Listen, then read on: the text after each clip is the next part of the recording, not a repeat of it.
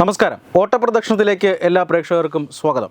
ഏതാനും വർഷങ്ങൾക്ക് മുമ്പ് സർദാർ വല്ലഭായ് പട്ടേലിൻ്റെ പ്രതിമ അത് ലോകത്തിലെ തന്നെ ഏറ്റവും വലിയ പ്രതിമയായി നിർമ്മിക്കാനുള്ള ഒരു തീരുമാനം നരേന്ദ്രമോദി സർക്കാർ എടുക്കുമ്പോൾ ആപ്പിലായത് കേന്ദ്രത്തിലെ അല്ലെങ്കിൽ ഈ രാജ്യത്തെ കോൺഗ്രസിൻ്റെ ദേശീയ നേതൃത്വമായിരുന്നു. കാരണം കോൺഗ്രസ് നേതൃത്വം ആകെ തമസ്കരിച്ച ഒരു വ്യക്തിത്വമായിരുന്നു സർദാർ വല്ലഭായ് പട്ടേൽ എന്ന് BJP ഇന്ത്യയിലെ ജനങ്ങളോട് തുറന്നു പറഞ്ഞു. അതിൽ അവർക്ക് പ്രതിരോധമൊന്നും തീർക്കാൻ കഴിഞ്ഞില്ല എന്ന് മാത്രമല്ല, അവർക്കതിൽ മറുപടി ഒന്നും ഉണ്ടായിരുന്നില്ല. നെഹ്റുവിനോടൊപ്പം തന്നെ അല്ലെങ്കിൽ ആദ്യ പ്രധാനമന്ത്രി സ്ഥാനത്തേക്ക് തിരഞ്ഞെടുക്കപ്പെടേണ്ടിയിരുന്നത് പോലും സർദാർ വല്ലഭായ് പട്ടേലായിരുന്നു. പക്ഷേ ഭൂരിപക്ഷവും ജനാധിപത്യവും ഒക്കെ മറികടന്നാണ് നെഹ്റു ഇപ്പോൾ പ്രധാനമന്ത്രി പദത്തിലേക്ക് അന്ന് എത്തിയത് എന്നൊക്കെ ഇപ്പോഴത്തെ പ്രധാനമന്ത്രി നരേന്ദ്രമോദി പോലും പാർലമെൻറ്റിൽ പറയുന്നത് നമ്മൾ കേട്ടതാണ്. ആ രീതിയിൽ കോൺഗ്രസിനെതിരെ വലിയ പ്രചരണം നടത്താൻ BJPക്ക് സാധിച്ചു, സർദാർ വല്ലഭായ് പട്ടേലിനെ ഉപയോഗിച്ചുകൊണ്ട്. കാരണം അവർ ചരിത്രമാണ് പറഞ്ഞത്, ചരിത്ര വസ്തുതയാണ് പറഞ്ഞത്. ഇങ്ങനെ ഒരു നേതാവിനെ കോൺഗ്രസ് അവഗണിച്ചു. നെഹ്റു കുടുംബത്തെ ആരാധിക്കാനായി നെഹ്റു കുടുംബത്തിന് പുറത്തു നിന്നുള്ള മഹാന്മാരായ പല നേതാക്കന്മാരെയും ഇതുപോലെ അവഗണിച്ചിട്ടുണ്ട്. അതിലൊന്നാമനാണ് സർദാർ വല്ലഭായ് പട്ടേൽ എന്ന് ജനങ്ങളോട് പറയുകയായിരുന്നു. ജനങ്ങളത് ഏറ്റെടുത്തു എന്ന കാര്യത്തിൽ തർക്കമൊന്നുമില്ല. കോൺഗ്രസ്സിന് അതിൽ പ്രതിരോധിക്കാൻ കഴിഞ്ഞില്ല, കോൺഗ്രസ്സിന് അതിന് മറുപടിയൊന്നും ഉണ്ടായിരുന്നില്ല. അത് ദേശീയ നേതൃത്വത്തിൻ്റെ പ്രശ്നമായിരുന്നുവെങ്കിൽ ഇപ്പോഴിതാ കേരളത്തിലെ കോൺഗ്രസ്സാണ് അത്തരത്തിൽ ഒരു വലിയ വിഷമവൃത്തത്തിലേർപ്പെട്ടിരിക്കുന്നത്. അന്ന് ഈ സർദാർ വല്ലഭായ് പട്ടേലിൻ്റെ പ്രതിമയിൽ കാക്ക തൂറുന്നതിനെക്കുറിച്ചൊക്കെ വലിയ ചർച്ചയാണ് ഇടതുപക്ഷം കേരളത്തിൽ ഉയർത്തിവിട്ടത്. അതുകൊണ്ട് തന്നെ കേരളത്തിലെ കോൺഗ്രസ്സിന് അന്ന് വലിയ പരിക്കുകളൊന്നും ഏറ്റിരുന്നില്ല. കേരളത്തിലെ കമ്മ്യൂണിസ്റ്റുകളെല്ലാം കൂടി കോൺഗ്രസ്സിനെ ഇങ്ങനെ പൊതിഞ്ഞ് സംരക്ഷിച്ചു നിർത്തുകയായിരുന്നു. ഇപ്പോഴിതാ കേരളത്തിലെ കോൺഗ്രസ്സിന് വലിയൊരു പ്രതിസന്ധി വന്നിരിക്കുകയാണ്. അത് ചേറ്റൂർ ശങ്കരൻ നായരുടെ പേര് രാജ്യാന്തര തലത്തിൽ തന്നെ ചർച്ചാ വിഷയമായതിന് ശേഷമാണ്. ചേറ്റൂർ ശങ്കരൻ നായർ നമുക്കറിയാം, മലയാളിയായ സ്വാതന്ത്ര്യ സമര സേനാനിയാണ്. ഇപ്പോൾ രാജ്യം അദ്ദേഹത്തിൻ്റെ പേരാണ് ചർച്ച ചെയ്യുന്നത്.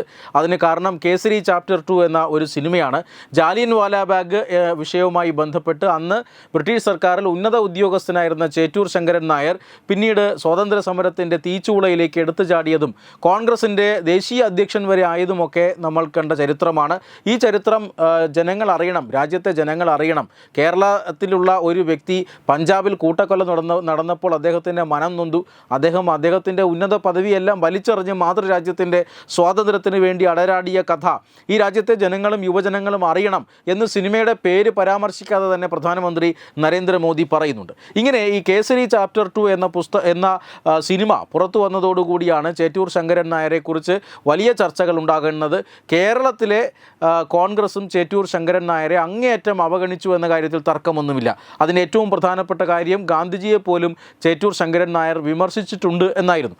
ഗാന്ധിജിയെ വിമർശിച്ചതിൻ്റെ പേരിലാണ് ചേറ്റൂർ ശങ്കരൻ നായർ ചരിത്രത്തിലുണ്ടാകാൻ പാടില്ല എന്ന കോൺഗ്രസ് തീരുമാനിക്കുകയും അദ്ദേഹത്തെ പൂർണ്ണമായി അവഹേളിക്കുകയും ചെയ്തത്. എന്നാൽ കഴിഞ്ഞ 2 കൊല്ലം മുമ്പ് തന്നെ പാലക്കാട് BJP ചേറ്റൂർ ശങ്കരൻ നായരുടെ അനുസ്മരണ പ്രവർത്തനങ്ങളും മറ്റുമൊക്കെ നടന്നു വരികയായിരുന്നു. ഇപ്പോഴിതാ കേരളത്തിലെ കോൺഗ്രസ്സിന് തന്നെ നാണക്കേടായിരിക്കുകയാണ്. BJP ഈ അനുസ്മരണത്തെ നടത്തുന്നു, അല്ലെങ്കിൽ കോൺഗ്രസ് നേതാവിൻ്റെ ലെഗസി BJP ഉയർത്തിപ്പിടിക്കുന്നു എന്നൊക്കെ കോൺഗ്രസ്സിന് അതൊരു വല്ലാത്ത ബുദ്ധിമുട്ടുണ്ടാക്കുന്നുണ്ട്. ഉദാഹരണത്തിന് ഇപ്പോൾ ഈ മറ്റന്നാൾ നടക്കുന്ന സ്മൃതിദിന അനുസ്മരണ പരിപാടി പാലക്കാട് നടക്കുകയാണ്. ആ പരിപാടിക്കെതിരെ കളിയാക്കലുകളാണ് കേരളത്തിലെ കോൺഗ്രസ് നേതൃത്വം ഉയർത്തിവിട്ടത്.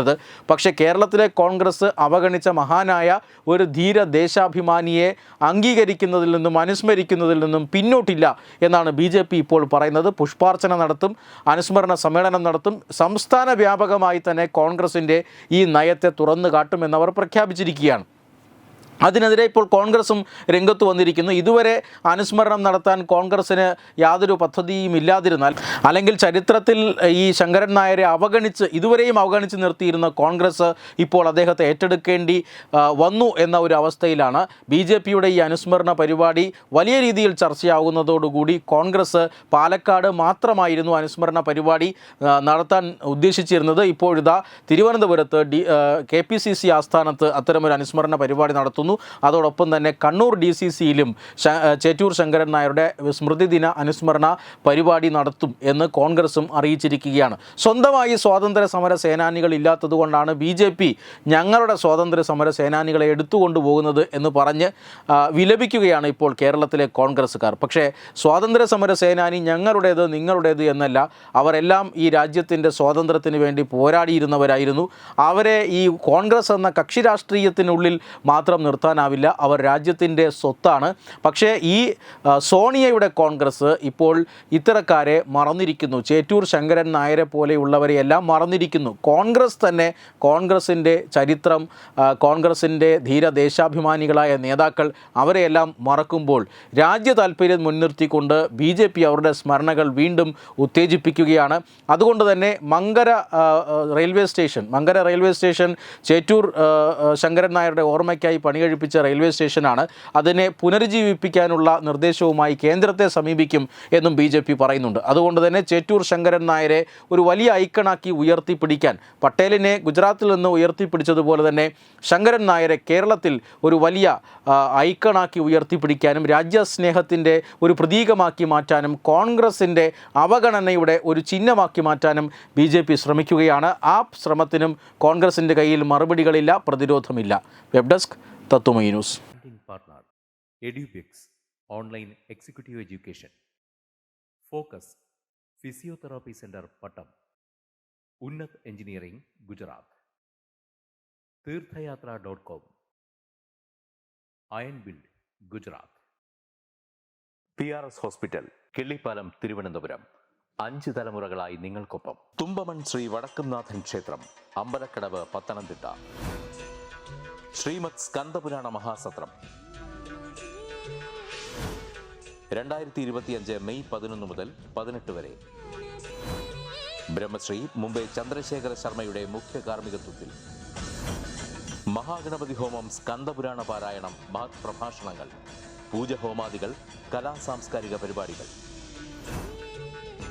സത്രയജ്ഞ കർമ്മങ്ങളിലേക്ക് എല്ലാ ഭക്തജനങ്ങളുടെയും സാന്നിധ്യവും സഹകരണവും സാദരം അഭ്യർത്ഥിക്കുന്നു. മഹാസത്രവേദിയിൽ മെയ് 18 പഴനി അരുൾമിക ദണ്ഡായുധപാണി സ്വാമി ദേവസ്ഥാന അർച്ചക സ്ഥാനികർ ശ്രീസെൽവ സുബ്രഹ്മണ്യ ശിവശാരിയാരുടെ മുഖ്യ കാർമ്മികത്വത്തിൽ നടക്കുന്ന അതിശ്രേഷ്ഠവും സർവൈശ്വര്യദായകവുമായ സ്കന്ദഹോമം.